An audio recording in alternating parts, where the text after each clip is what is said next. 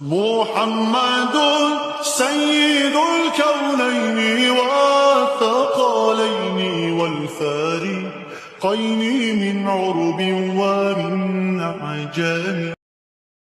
الذي خلق الإنسان وعلمه البيان، والصلاة والسلام على رسوله سيد الإنس والجان وعلى آله وأصحابه ذوي الخير والإحسان. أما بعد، فأعوذ بالله من الشيطان الرجيم. بسم الله الرحمن الرحيم. سبحان الذي أسرى بعبده ليلا من المسجد الحرام إلى المسجد الأقصى الذي باركنا حوله لنريه من آياتنا إنه هو السميع البصير. صدق الله مولانا العظيم. بارگاہ رسالت معاب صلی اللہ علیہ وسلم میں درود پاک کا ہدیہ پیش کریں. اللہم صلی علی سیدنا و مولانا محمد معدن الجود والکرم وآلہ واصحابہ الکرام وابنہ الکریم وبارک وسلم صلاة دائمتا سرمدا ابدا. عزیزان اکرام وقار، رجب المرجب کی آج 27ویں ہے، یعنی کل شب معراج کی یاد ہم نے منائی، اور آج یہ دن ہے رسول کریم صلی اللہ تعالیٰ علیہ وسلم کی زندگی پاک میں معراج میرے آقا کا ایک معجزہ بھی ہے اور اللہ کا ایک بہت بڑا انعام ہے جو نبی کونین صلی اللہ تعالیٰ علیہ وسلم سے قبل نہ کسی کو ملا تھا، نہ قیامت تک کسی کو ملے گا. وہ رسول پاک صلی اللہ تعالیٰ علیہ وسلم کو اعزاز کے ساتھ، تکریم کے ساتھ آسمانوں پر بلایا گیا. واقع معراج بڑا تفصیلی ہے، آپ نے اس سے قبل سنا بھی ہوگا، پڑھا بھی ہوگا. چند باتیں اس سے ریلیٹڈ میں عرض کرتا ہوں. حضور پاک صلی اللہ تعالیٰ علیہ وسلم کا یہ سفر معراج جب میرے آقا صلی اللہ علیہ وسلم بیان فرما رہے تھے، مکہ مکرمہ میں صبح کا وقت تھا، حجر اسود کے قریب کھڑے ہو کر میرے آقا صلی اللہ علیہ وسلم معراج کا سفر بیان فرما رہے تھے. تو اس وقت وہاں مشرکین مکہ بھی تھے اور جو ایمان لائے ہوئے تھے وہ بھی موجود تھے، مومنین. باہر سے آئے ہوئے قافلے بھی تھے تجارت کے. تقریباً مکہ میں 27 قبیلے ہوتے تھے، ان سب کے سردار وہاں موجود تھے. اتفاق سے سب کے سامنے میرے آقا صلی اللہ علیہ وسلم نے اپنے سفر معراج کو بیان کیا تو وہاں 2 جماعتیں ہو گئی. یہ توجہ سے سنیں اس بات کو. 2 گروپ ہو گئے. ایک نے حضور پاک صلی اللہ علیہ وسلم پر بغیر کسی چوں چرا کیے ہوئے ایمان قبول کیا، جس میں صدیق اکبر رضی اللہ تعالیٰ عنہ اور ان جیسے ایمان صفت لوگ تھے. انہوں نے فوراً کہا کہ اللہ کے نبی صلی اللہ علیہ وسلم نے اگر بیان کیا ہے تو یقیناً یہ حق ہے. سفر کو قبول کر لیا. ایک جماعت یہ ہوئی. اور ایک جماعت جس نے مکمل طور پر حضور کا انکار کیا، وہ کافروں کی جماعت تھی.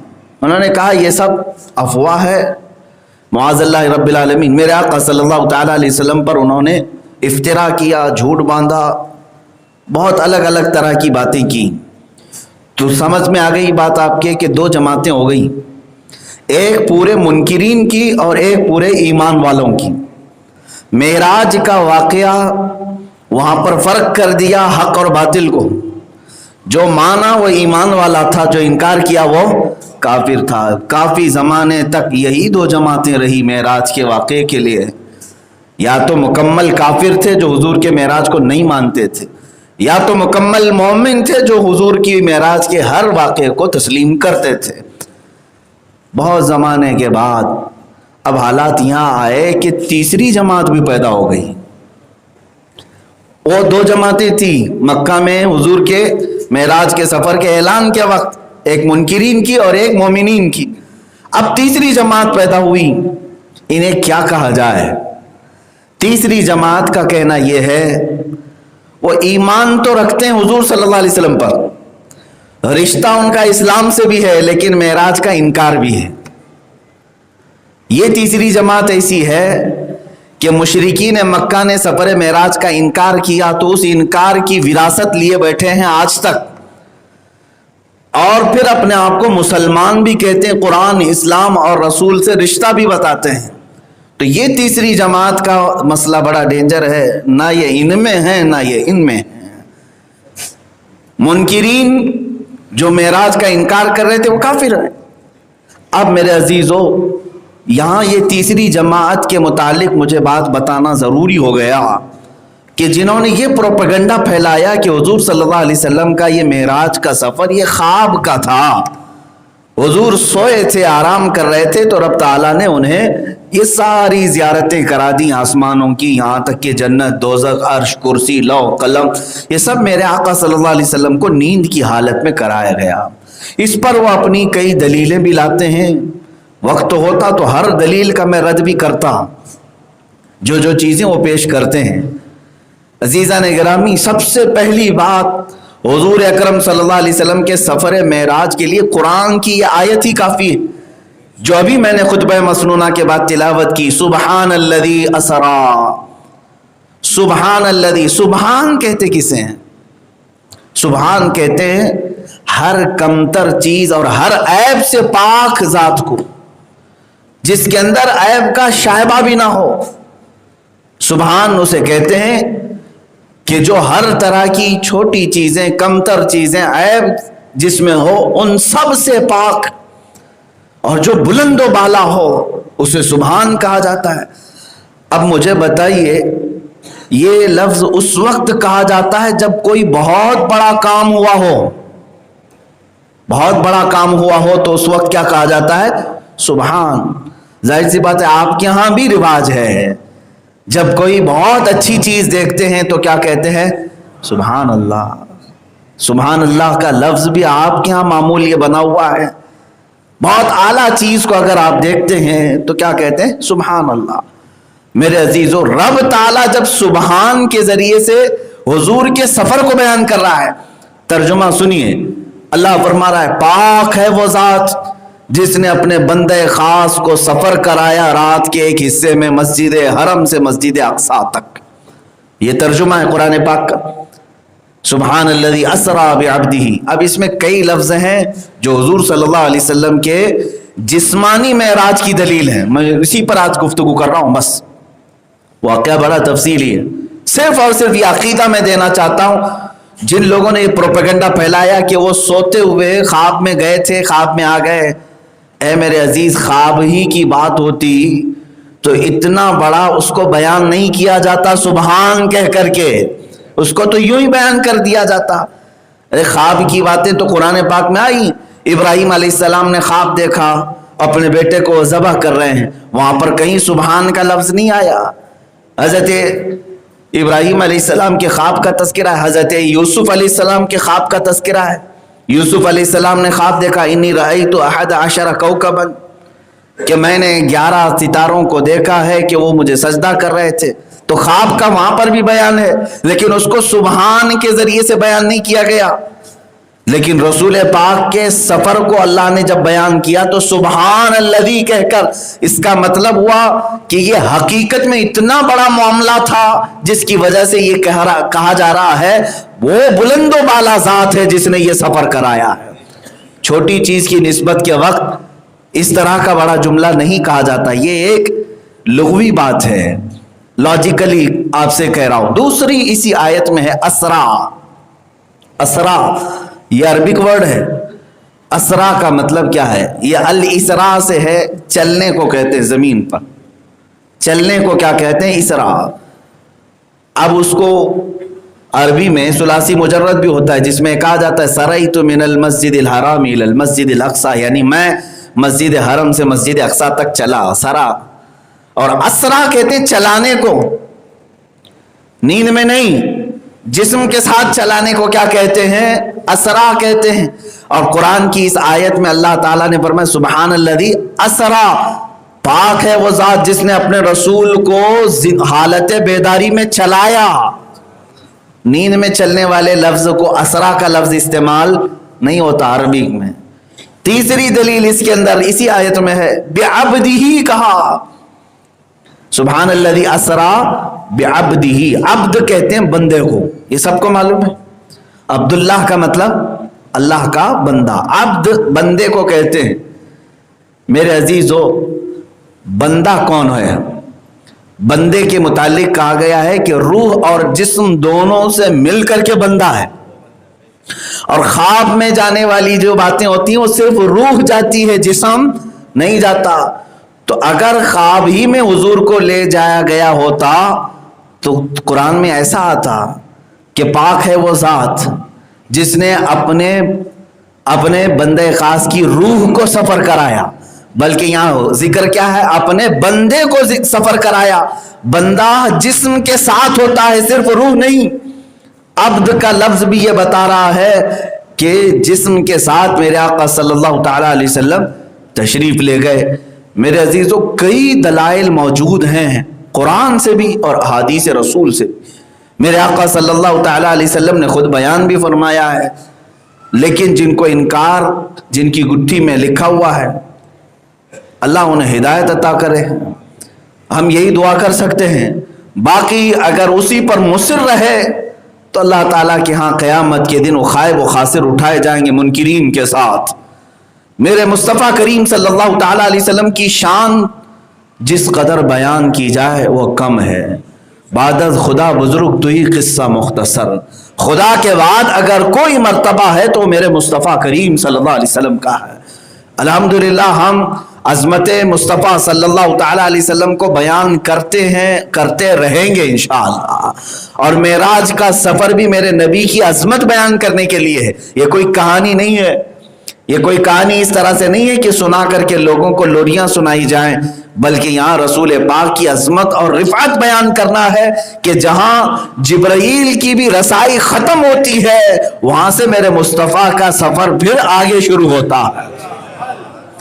جبرائیل امین سید الملائکہ، جن کی طاقت و قوت کا اندازہ نہیں کر سکو گے، یہاں تک کہ اگر وہ اپنی اصلی شکل میں ظاہر ہو جائیں تو فرمایا گیا کہ اگر وہ زمین پر یہاں کھڑے ہو جائیں تو آسمانوں پر ان کا سر ہوگا، اور ان کا ایک پر مشرق میں تو دوسرا پر مغرب میں ہوگا۔ اس قدر بڑی شکل جبرائیل علیہ السلام کو دی گئی۔ اور بھی بہت سارے ان کے متعلق، ان کے پر کتنے ہیں، ہزاروں کے پر انہیں دیے گئے ہیں جبرائیل امین کو، اور ان کی سرعت رفتار اس کا کوئی حساب نہیں۔ سرعت رفتار کا مطلب تیزی، کس قدر وہ تیزی سے آتے ہیں اور جاتے ہیں دنیا میں۔ اس کی صرف ایک اگزامپل میں اگر آپ کو بتا دوں، رسول کریم حضرت ابراہیم خلیل اللہ علیہ السلام نے جب اپنے بیٹے اسماعیل علیہ السلام کو ذبح کرنے کے لیے لٹایا تھا، گردن پر چھری رکھ دی تھی۔ اب سوچیں آپ، گردن پر چھری ہے اور چھری سے گردن کے کٹنے میں کتنا وقت لگے گا؟ یوں ہاتھ گھمانا ہے، نہ وہاں منٹ کا وقت لگے گا نہ ہی سیکنڈوں کا۔ لیکن ابراہیم علیہ السلام نے چھری رکھی اپنے بیٹے کے گردن پر اور ابھی آگے گھمانا چاہتے تھے، اس سے قبل اللہ کا حکم آیا جبرائیل کو کہ جنت سے دمبا لے لو اور لے کر کے جاؤ، اسماعیل کو ہٹاؤ اور اس کو رکھو۔ اتنے ہی وقت میں آپ نے جنت سے دمبا بھی لیا اور سفر کر کے نیچے آئے بھی اور اسماعیل علیہ السلام کو ہٹایا بھی اور رکھا بھی۔ یہ جبرائیل امین علیہ السلام کی سرعت رفتار۔ دوسری ایک روایت یہ ملتی ہے، یوسف علیہ السلام کو ان کے بھائیوں نے کنویں میں پھینکا، کنویں میں ڈالا تھا، تو جب بھائیوں نے اوپر سے گرایا یوسف علیہ السلام کو، کنواں بہت لمبا نہیں تھا، چھوٹا سا تھا، پرانا کنواں تھا۔ یوسف علیہ السلام کنویں کے منہ سے لے کر پانی تک آنے میں کتنا وقت لگ رہا ہوگا؟ ارے بھاری جسم جب آتا ہے تو شاید سیکنڈوں میں نیچے آ جائے گا، لیکن اللہ کا حکم ہوا جبرائیل علیہ السلام کو کہ یوسف کو ان کے بھائیوں نے گرا دیا ہے، گرانے والے نہیں، گرا دیا ہے، دھکیل دیے ہیں۔ اے جبرائیل، ان کے پانی میں پہنچنے سے پہلے انہیں تھام لو۔ جبرائیل علیہ السلام یوسف علیہ السلام کے کنویں میں پانی پر پہنچنے سے پہلے پہنچے ہوئے تھے۔ وہ کس قدر تیز رفتاری ہوگی۔ ابراہیم علیہ السلام کو آگ میں ڈالا نمرود نے، منجنیق سے پھینک دیا گیا تھا، وہ ایک بہت بڑی جیسے آج توپ ہوتی ہے، توپ سے ڈالا جا رہا ہے اور پھینک دیا گیا، آگ میں پہنچنے کے لیے شاید چند سیکنڈ لگے ہوں، لیکن اللہ کا حکم ہوا ہے جبرائیل آگ میں پہنچنے سے پہلے میرے خلیل کے پاس پہنچو، وہ پہنچ گئے۔ تو جو جبرائیل علیہ السلام کی سرعت رفتار ہمارے عقل و دماغ میں نہیں آ رہی، ان کی سرعت رفتار بھی سدرۃ المنتہا پر جا کر ختم ہو گئی، اور کہا اب مصطفیٰ یہاں سے آپ کی سرعت رفتار ہے۔ جہاں جبرائیل کی طاقت ختم ہو جائے میرے مصطفیٰ کی طاقت کی ابتدا ہے۔ عزیزان گرامی، پھر ہم کہتے ہیں اسی وجہ سے جس کو بازوئے دو عالم کی پرواہ نہ ہو، اور ایسے بازوؤں کی طاقت پہ لاکھوں سلام۔ مصطفیٰ کریم صلی اللہ تعالی علیہ وسلم کی طاقت و قوت کے متعلق لوگ اعتراضات کرتے ہیں، وہ عام انسان ہیں، عام بشر تھے، ان کے حضور اکرم صلی اللہ تعالی علیہ وسلم کے متعلق جس طرح کے جملے آج کے کچھ ایسے دو ٹانگ کے جانوروں نے کہا کہ وہ بازار میں گھومتے پھرتے تھے، کھاتے پیتے تھے، اسی طرح رہتے تھے، نادانو تم نے حضور کے صرف ظاہر کو دیکھا، اگر عام انسان تھے تو جاؤ پہلے آسمان کا سفر کر کے دکھاؤ، سارے گرو گھنٹالوں کو لے لو اور اڑ کے دکھاؤ۔ ناسا خلائی اسپیس پر جانے والے آج تک جا جا کر کے تھک چکے، لیکن نہ یہ ابھی تک آسمانوں کا پتہ لگا سکے، نہ ہی ستاروں کی کھوج لگا سکے۔ یہاں تک کہ سائنٹسٹ بھی ابھی یہ کہتے ہیں کہ جو ستارے ہیں، یعنی آسمان میں جو ستارے ہیں، ان کے متعلق کہتے ہیں 50 بلین ہیں۔ یہ ایک اٹکل پچھو ہے، اندازے سے مارا ہوا ہے، 50 بلین ہے جو ہماری سمجھ میں آ گئے، جتنے ہم کو نظر آ گئے یا کیلکولیشن میں آ گئے۔ اور وہ کہتے ہیں پورے گیلیکسی کا جو حصہ ہمیں سمجھ میں آیا ہے وہ 40% ہے، ابھی 60% تو ہمیں پتہ ہی نہیں ہے کہ اس کے آگے ہے کیا۔ آج پوری طاقتیں جہاں پر ستاروں کی کھوج نہ لگا سکیں، میرے مصطفیٰ صلی اللہ علیہ وسلم کے قدمائے ناز ان سب سے ورا ہو کر گئے۔ اور کوئی غیب کیا تم سے نہا ہو بھلا، جب نہ خدا ہی چھپا تم پہ کروڑوں درود۔ مصطفیٰ کریم صلی اللہ علیہ وسلم کی شان ہی بیان کرنی ہے میرے عزیزوں۔ معراج کا سفر بھی واقعہ سنانے کے لیے نہیں بلکہ حضور کی عظمت بیان کرنے کے لیے۔ اور مسلمانوں، آپ سب کے لیے بھی یہ بات یاد رکھیں، قرآن کہتا ہے ہم نے اے رسول آپ کو یہ سفر کرایا ہے اس لیے کہ لوگوں کو آزمائیں۔ لوگوں کی آزمائش ہے اس میں۔ کس بات کی آزمائش ہے؟ کہ دیکھا جائے کہ یہ رسول کے اس سفر کو تسلیم کرتے ہیں یا پھر چوں چرا کرتے ہیں، ایسا کیسے ویسا کیسے۔ تو پھر سمجھ لو کہ وہ مسلمان ہی نہیں جو اس میں کھود کھود کر کے پوچھتا ہو، جہاں اس کی عقل کا استعمال کرتا ہو۔ ایمان تو اسے کہتے ہیں جو صدیق اکبر نے پیش کیا تھا۔ ابو جہل نے ان سے کہا آ کر، اے ابو بکر تمہیں معلوم ہے مکہ میں ایک شخص آیا ہے جو کہتا ہے رات کے وقت مسجد حرم سے مسجد اقصیٰ تک گیا تھا، جبکہ 1 مہینے کا سفر ہوتا تھا اس زمانے میں، اور وہ کہتا ہے رات کو ہی واپس آ گیا۔ ابو بکر صدیق ابھی حضور کی بارگاہ میں پہنچے نہیں تھے، وہ باہر سے آ رہے تھے، بیچ راستے میں ملاقات ہوئی تھی۔ تو حضرت ابو بکر نے کہا ایسا کیسے ہو سکتا ہے ایک رات میں کوئی بیت المقدس جائے اور واپس آئے؟ پھر آپ نے پوچھا کون کہہ رہا ہے؟ تو ابو جہل نے کہا ارے تمہارا یار، تمہارا دوست محمد کہہ رہا ہے۔ اتنا سننا تھا، حضرت ابو بکر صدیق نے کہا او نادان، اس سے بڑھ کر اگر وہ آسمانوں کے سفر کی بھی بات کریں تب بھی میں تصدیق کرتا ہوں۔ تم تو کہہ رہے ہو صرف مسجد حرم سے مسجد اقصیٰ تک کی بات، اگر محمد اس سے بھی زیادہ کی بات کریں تب بھی میں ایمان لاتا ہوں، اس لیے کہ اس رسول پر آج تک جھوٹ بولنے کا کبھی الزام یا شبہ تک نہیں آیا، اور وہ رسول جب بھی بیان کریں گے تو حق ہی بیان کریں گے۔ عزیزان گرامی وقار، یہاں ہم سب کی آزمائش ہے، یہ ہمارے لیے امتحان ہے کہ رسول پاک صلی اللہ تعالیٰ علیہ وسلم کے سفر معراج کو آپ تسلیم کرتے ہیں کہ نہیں کرتے، مانتے ہیں کہ نہیں مانتے۔ ابھی آج بہت سارے لوگ یہی تمام باتیں دلائل کے طور پر پوچھ رہے ہیں۔ عزیزان گرامی، کل میں نے میسج دے دیا تھا، اور سفر معراج کو جس انداز میں بھی میں نے بیان کیا، ہو سکتا ہے آن لائن کچھ لوگوں تک پہنچا، کچھ کو نہیں پہنچا، لیکن میں یہ بات ضرور کہنا چاہوں گا، اے غیور مسلمانوں، رسول پاک صلی اللہ تعالیٰ علیہ وسلم کو جس شان سے لے جایا گیا اس سفر معراج میں، اس طرح کی شان نہ کسی کو ملی ہے نہ ملے گی، یہ بات طے ہے۔ مسجد حرم سے براق لے کر کے بیت المقدس جائے، بیت المقدس میں 1,24,000 کم و بیش نبیوں کی امامت فرمائے، پھر 7 آسمانوں میں الگ الگ انبیاء سے ملاقات کریں، وہاں کے فرشتوں سے گفتگو کریں، پھر سدرۃ المنتہا پہنچیں۔ سدرۃ المنتہا یہ 7ویں آسمان سے بھی بہت اوپر، جبرائیل امین کی جہاں تک رسائی وہاں تک پہنچیں، اور وہاں پورے کے پورے ملائکہ کو دیکھیں، اللہ کے جو کچھ رکوع میں ہیں، کچھ سجدے میں ہیں، کچھ قعدے میں ہیں، کچھ قیام میں ہیں، جو قیامت تک اسی حالت میں رہنے والے ہیں، ان تمام ملائکہ کو دیکھا جو رسول پاک کے آنے کے استقبال میں اس دن کھڑے ہوئے تھے، صفوں میں موجود تھے۔ اس کے بعد رفرف سے لامکاں تک گئے، لامکاں کے بعد جب ساری سواریاں ختم ہو گئی تب رب تعالیٰ نے فرمایا ادن منی یا احمد، اے احمد اب تم اکیلے میری بارگاہ میں قریب آؤ۔ اس مقام تک پہنچنے کے بعد اس رسول پاک صلی اللہ تعالیٰ علیہ وسلم نے اگر یاد فرمایا کسی چیز کو، اے مسلمانوں میرے رب کی بارگاہ میں عرض کرتے کہ مولا آج کی رات تو میری امت کی بخشش میرے حوالے فرما دے۔ یہ ہے رسول پاک صلی اللہ تعالیٰ علیہ وسلم کا جذبہ اپنی امت کے لیے، جو نہ بھولا ہم غریبوں کو رضا، یاد اس کی اپنی عادت کیجئے۔ اس رسول پاک نے معراج کی شب اللہ رب العزت کے قرب میں ہم جیسے گنہگاروں کو، نکموں کو یاد کیا اور سلام بھی بھیجا وہاں سے، والسلام علینا وعلی عباد اللہ الصالحین۔ اے اللہ میرے گنہگار امت پر اور تیرے نیک بندوں پر تیرا سلام ہو۔ رسول پاک نے ہمیں یاد کیا۔ اب سوال یہ آتا ہے،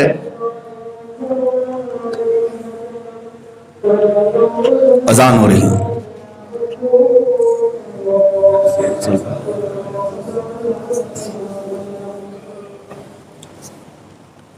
تیرا چل رہا تھا۔ بہرحال اللہ کرے کہ ہماری مسجد کے نظم و نسق کو ہمیشہ متحد و متفق رکھے، برقرار رکھے۔ کچھ لوگوں کو اگر شرارت ہی ہے، نظم و نسق خراب کرنا ہی چاہتے ہیں، تو یہ ان کا اپنا حصہ ہے۔ اللہ تبارک و تعالیٰ انہیں ہدایت عطا فرمائے۔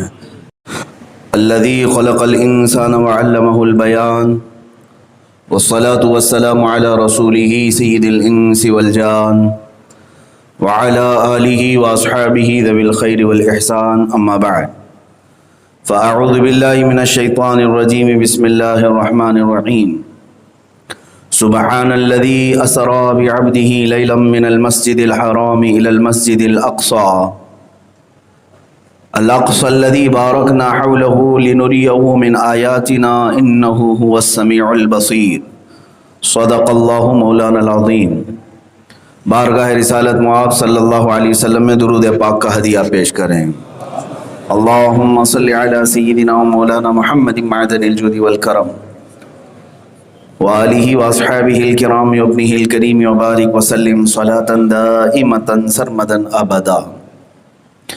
عزیزان اکرام وقار، رجب المرجب کی آج 27ویں ہے، یعنی کل شب معراج کی یاد ہم نے منائی، اور آج یہ دن ہے رسول کریم صلی اللہ تعالیٰ علیہ وسلم کی زندگی پاک میں معراج میرے آقا کا ایک معجزہ بھی ہے اور اللہ کا ایک بہت بڑا انعام ہے، جو نبی کونین صلی اللہ تعالیٰ علیہ وسلم سے قبل نہ کسی کو ملا تھا، نہ قیامت تک کسی کو ملے گا۔ وہ رسول پاک صلی اللہ تعالیٰ علیہ وسلم کو اعزاز کے ساتھ، تکریم کے ساتھ آسمانوں پر بلایا گیا۔ واقع معراج بڑا تفصیلی ہے، آپ نے اس سے قبل سنا بھی ہوگا، پڑھا بھی ہوگا۔ چند باتیں اس سے ریلیٹڈ میں عرض کرتا ہوں۔ حضور پاک صلی اللہ تعالیٰ علیہ وسلم کا یہ سفر معراج جب میرے آقا صلی اللہ علیہ وسلم بیان فرما رہے تھے، مکہ مکرمہ میں صبح کا وقت تھا، حجر اسود کے قریب کھڑے ہو کر میرے آقا صلی اللہ علیہ وسلم معراج کا سفر بیان فرما رہے تھے۔ تو اس وقت وہاں مشرکین مکہ بھی تھے اور جو ایمان لائے ہوئے تھے وہ بھی موجود تھے، مومنی، باہر سے آئے ہوئے قافلے بھی تھے تجارت کے۔ تقریباً مکہ میں 27 قبیلے ہوتے تھے، ان سب کے سردار وہاں موجود تھے اتفاق سے۔ سب کے سامنے میرے آقا صلی اللہ علیہ وسلم نے اپنے سفر معراج کو بیان کیا تو وہاں دو جماعتیں ہو گئی. یہ توجہ سے سنیں اس بات کو. دو گروپ ہو گئے. ایک نے حضور پاک صلی اللہ علیہ وسلم پر بغیر کسی چون چرا کیے ہوئے ایمان قبول کیا، جس میں صدیق اکبر رضی اللہ تعالیٰ عنہ اور ان جیسے ایمان صفت لوگ تھے. انہوں نے فوراً کہا کہ اللہ کے نبی صلی اللہ علیہ وسلم نے اگر بیان کیا ہے تو یقیناً یہ حق ہے. سفر کو قبول کر لیا. ایک جماعت یہ ہوئی. اور ایک جماعت جس نے مکمل طور پر حضور کا انکار کیا، وہ کافروں کی جماعت تھی.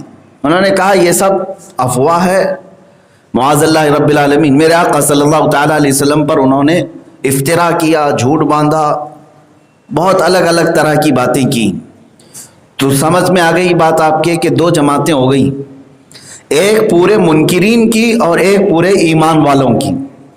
معراج کا واقعہ وہاں پر فرق کر دیا حق اور باطل کو. جو مانا وہ ایمان والا تھا، جو انکار کیا وہ کافر تھا. کافی زمانے تک یہی دو جماعتیں رہی معراج کے واقعے کے لیے.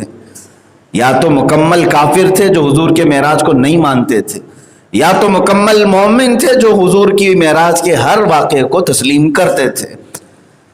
بہت زمانے کے بعد اب حالات یہاں آئے کہ تیسری جماعت بھی پیدا ہو گئی. وہ دو جماعتیں تھیں مکہ میں حضور کے معراج کے سفر کے اعلان کے وقت، ایک منکرین کی اور ایک مومنین کی. اب تیسری جماعت پیدا ہوئی. انہیں کیا کہا جائے؟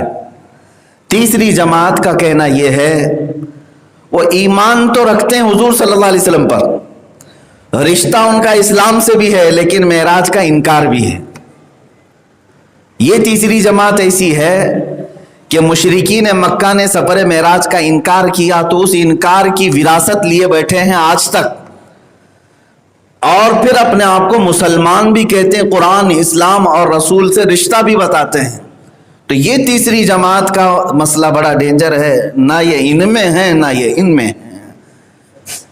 منکرین جو معراج کا انکار کر رہے تھے وہ کافر ہیں. اب میرے عزیزو، یہاں یہ تیسری جماعت کے متعلق مجھے بات بتانا ضروری ہو گیا کہ جنہوں نے یہ پروپیگنڈا پھیلایا کہ حضور صلی اللہ علیہ وسلم کا یہ معراج کا سفر یہ خواب کا تھا، حضور سوئے تھے، آرام کر رہے تھے، تو رب تعالیٰ نے انہیں یہ ساری زیارتیں کرا دی آسمانوں کی، یہاں تک کہ جنت، دوزخ، عرش، کرسی، لوح قلم، یہ سب میرے آقا صلی اللہ علیہ وسلم کو نیند کی حالت میں کرایا گیا. اس پر وہ اپنی کئی دلیلیں بھی لاتے ہیں. وقت ہوتا تو ہر دلیل کا میں رد بھی کرتا، جو چیزیں وہ پیش کرتے ہیں. عزیزان گرامی، سب سے پہلی بات، حضور اکرم صلی اللہ علیہ وسلم کے سفر معراج کے لیے قرآن کی یہ آیت ہی کافی ہے جو ابھی میں نے خطبہ مسنونہ کے بعد تلاوت کی. سبحان الذی اسرا، سبحان الذی. سبحان کہتے کسے ہیں؟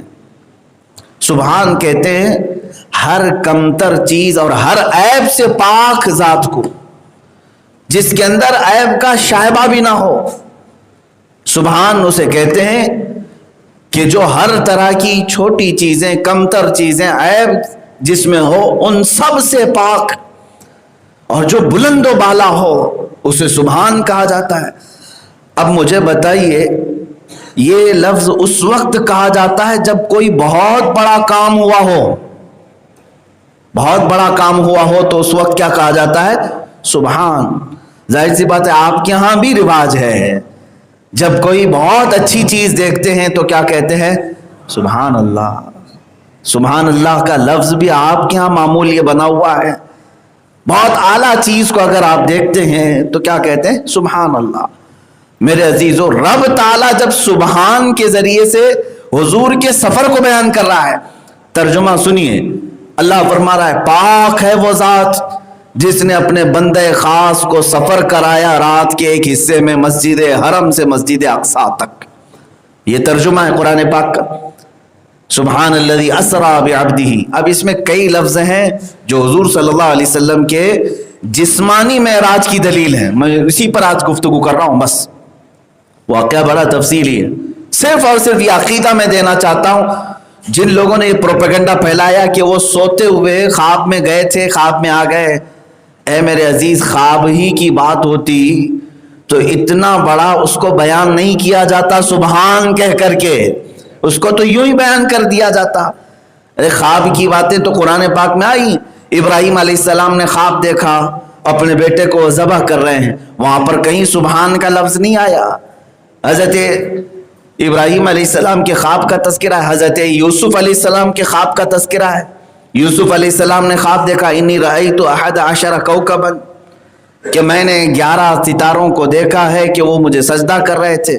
تو خواب کا وہاں پر بھی بیان ہے، لیکن اس کو سبحان کے ذریعے سے بیان نہیں کیا گیا۔ لیکن رسول پاک کے سفر کو اللہ نے جب بیان کیا تو سبحان الذی کہہ کر، اس کا مطلب ہوا کہ یہ حقیقت میں اتنا بڑا معاملہ تھا جس کی وجہ سے یہ کہا جا رہا ہے وہ بلند و بالا ذات ہے جس نے یہ سفر کرایا ہے۔ چھوٹی چیز کی نسبت کے وقت اس طرح کا بڑا جملہ نہیں کہا جاتا، یہ ایک لغوی بات ہے، لاجیکلی آپ سے کہہ رہا ہوں۔ دوسری اسی آیت میں ہے اسرا۔ اسرا یہ عربک ورڈ ہے۔ اسرا کا مطلب کیا ہے؟ یہ الاسرا سے ہے، چلنے کو کہتے ہیں، زمین پر چلنے کو کیا کہتے ہیں؟ اسرا۔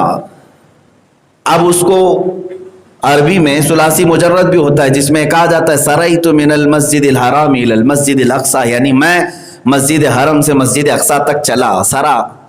اور اسرا کہتے ہیں چلانے کو، نیند میں نہیں، جسم کے ساتھ چلانے کو کیا کہتے ہیں؟ اسرا کہتے ہیں۔ اور قرآن کی اس آیت میں اللہ تعالیٰ نے فرمایا سبحان الذی اسرا، پاک ہے وہ ذات جس نے اپنے رسول کو حالت بیداری میں چلایا۔ نیند میں چلنے والے لفظ کو اسرا کا لفظ استعمال نہیں ہوتا عربی میں۔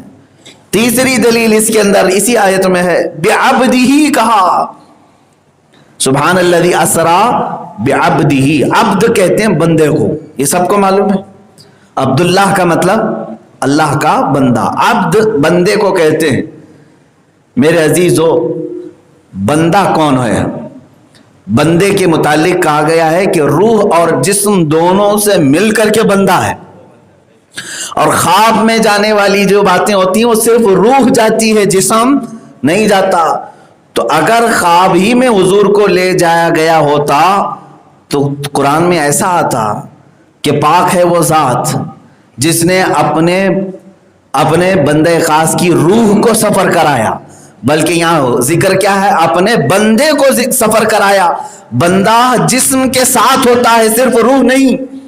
عبد کا لفظ بھی یہ بتا رہا ہے کہ جسم کے ساتھ میرے آقا صلی اللہ تعالیٰ علیہ وسلم تشریف لے گئے۔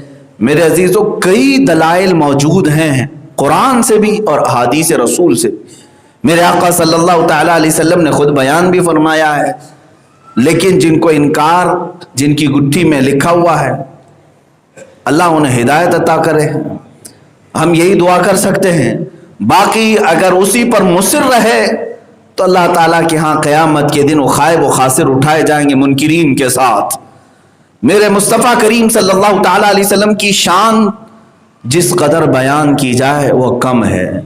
بعد از خدا بزرگ تو ہی قصہ مختصر، خدا کے بعد اگر کوئی مرتبہ ہے تو میرے مصطفیٰ کریم صلی اللہ علیہ وسلم کا ہے۔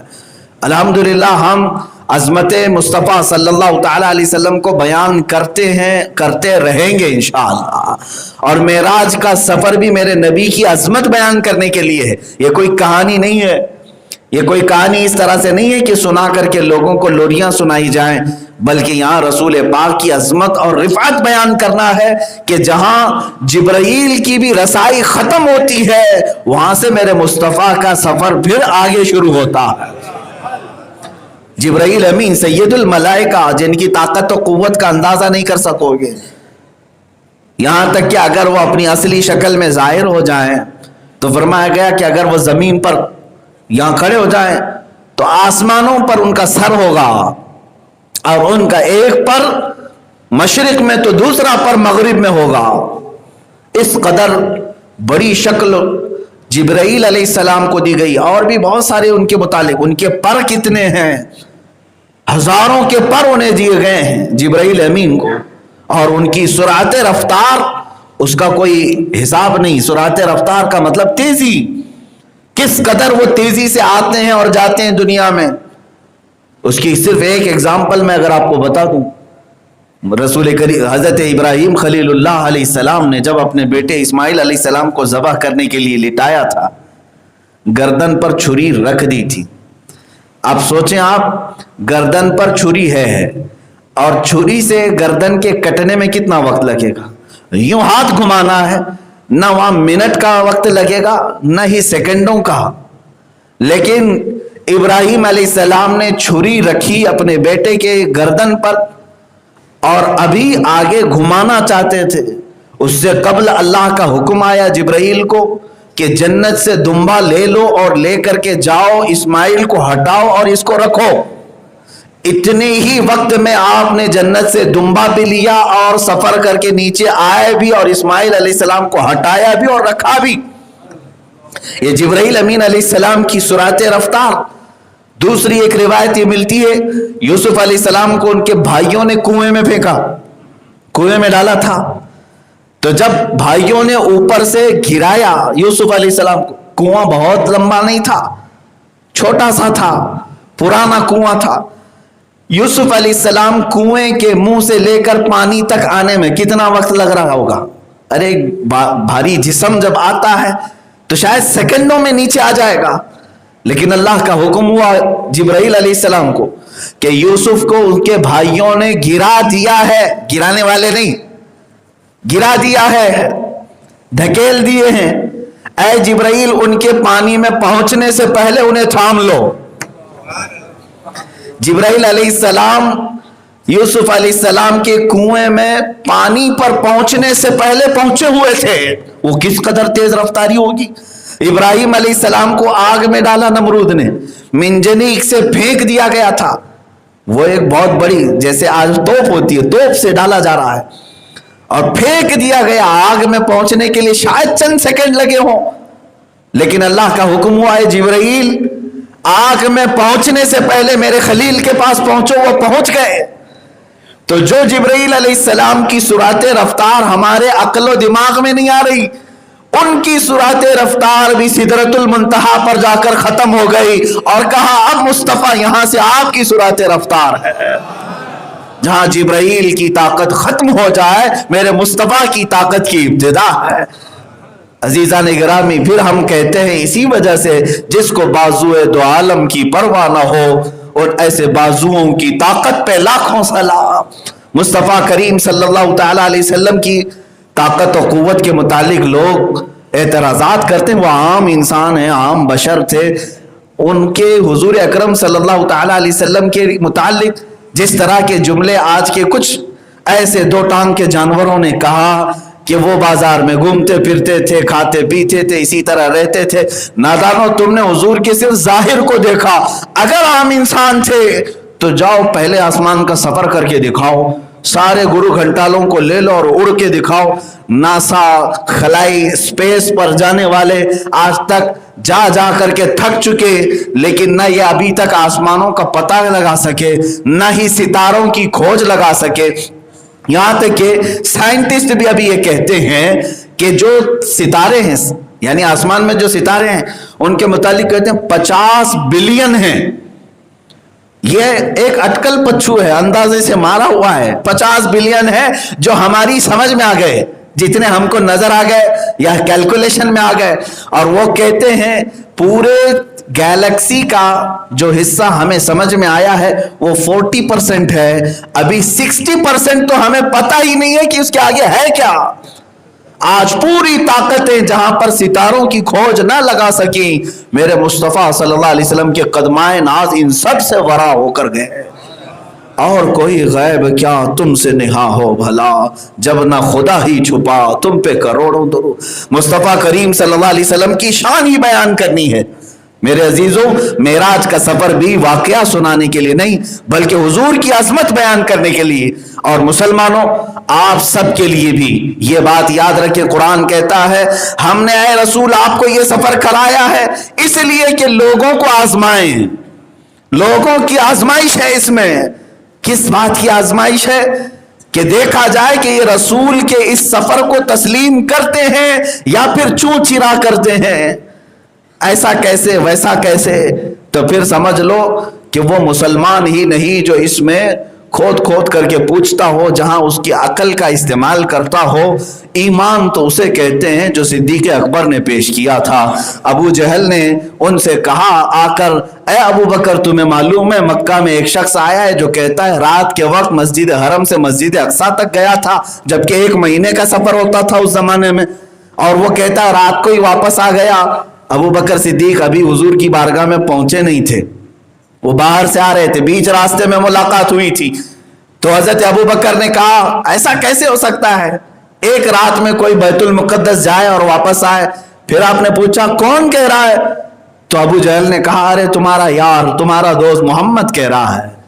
اتنا سننا تھا، حضرت ابو بکر صدیق نے کہا او نادان، اس سے بڑھ کر اگر وہ آسمانوں کے سفر کی بھی بات کریں تب بھی میں تصدیق کرتا ہوں۔ تم تو کہہ رہے ہو صرف مسجد حرم سے مسجد اقصیٰ تک کی بات، اگر محمد اس سے بھی زیادہ کی بات کریں تب بھی میں ایمان لاتا ہوں، اس لیے کہ اس رسول پر آج تک جھوٹ بولنے کا کبھی الزام یا شبہ تک نہیں آیا، اور وہ رسول جب بھی بیان کریں گے تو حق ہی بیان کریں گے۔ عزیزان گرامی وقار، یہ ہم سب کی آزمائش ہے، یہ ہمارے لیے امتحان ہے کہ رسول پاک صلی اللہ تعالیٰ علیہ وسلم کے سفر معراج کو آپ تسلیم کرتے ہیں کہ نہیں کرتے، مانتے ہیں کہ نہیں مانتے؟ ابھی آج بہت سارے لوگ یہی تمام باتیں دلائل کے طور پر پوچھ رہے ہیں۔ عزیزان گرامی، کل میں نے میسج دے دیا تھا، اور سفر معراج کو جس انداز میں بھی میں نے بیان کیا، ہو سکتا ہے آن لائن کچھ لوگوں تک پہنچا، کچھ کو نہیں پہنچا، لیکن میں یہ بات ضرور کہنا چاہوں گا، اے غیور مسلمانوں، رسول پاک صلی اللہ تعالیٰ علیہ وسلم کو جس شان سے لے جایا گیا اس سفر معراج میں، اس طرح کی شان نہ کسی کو ملی ہے نہ ملے گی، یہ بات طے ہے۔ مسجد حرم سے براق لے کر کے بیت المقدس جائے، بیت المقدس میں 1,24,000 کم و بیش نبیوں کی امامت فرمائے، پھر 7 آسمانوں میں الگ الگ انبیاء سے ملاقات کریں، وہاں کے فرشتوں سے گفتگو کریں، پھر سدرۃ المنتہا پہنچیں۔ سدرۃ المنتہا یہ 7ویں آسمان سے بھی بہت اوپر، جبرائیل امین کی جہاں تک رسائی، وہاں تک پہنچیں، اور وہاں پورے کے پورے ملائکہ کو دیکھیں، اللہ کے جو کچھ رکوع میں ہیں، کچھ سجدے میں ہیں، کچھ قعدے میں ہیں، کچھ قیام میں ہیں، جو قیامت تک اسی حالت میں رہنے والے ہیں، ان تمام ملائکہ کو دیکھا جو رسول پاک کے آنے کے استقبال میں اس دن کھڑے ہوئے تھے، صفوں میں موجود تھے۔ اس کے بعد رفرف سے لامکاں تک گئے، لامکاں کے بعد جب ساری سواریاں ختم ہو گئی تب رب تعالیٰ نے فرمایا ادن منی یا احمد، اے احمد اب تم اکیلے میری بارگاہ میں قریب آؤ۔ اس مقام تک پہنچنے کے بعد اس رسول پاک صلی اللہ تعالیٰ علیہ وسلم نے اگر یاد فرمایا کسی چیز کو، اے مسلمانوں میرے رب کی بارگاہ میں عرض کرتے کہ مولا آج کی رات تو میری امت کی بخشش میرے حوالے فرما دے۔ یہ ہے رسول پاک صلی اللہ تعالیٰ علیہ وسلم کا جذبہ اپنی امت کے لیے، جو نہ بھولا ہم غریبوں کو رضا، یاد اس کی اپنی عادت کیجئے۔ اس رسول پاک نے معراج کی شب اللہ رب العزت کے قرب میں ہم جیسے گنہگاروں کو، نکموں کو یاد کیا، اور سلام بھی بھیجا وہاں سے، والسلام علینا وعلی عباد اللہ الصالحین۔ اے اللہ میرے گنہگار امت پر اور تیرے نیک بندوں پر تیرا سلام ہو۔ رسول پاک نے ہمیں یاد کیا۔ بہرحال اللہ کرے کہ ہماری مسجد کے نظم و نسق کو ہمیشہ متحد و متفق رکھے، برقرار رکھے۔ کچھ لوگوں کو اگر شرارت ہی ہے، نظم و نسق خراب کرنا ہی چاہتے ہیں، تو یہ ان کا اپنا حصہ ہے۔ اللہ تبارک و تعالیٰ انہیں ہدایت عطا فرمائے۔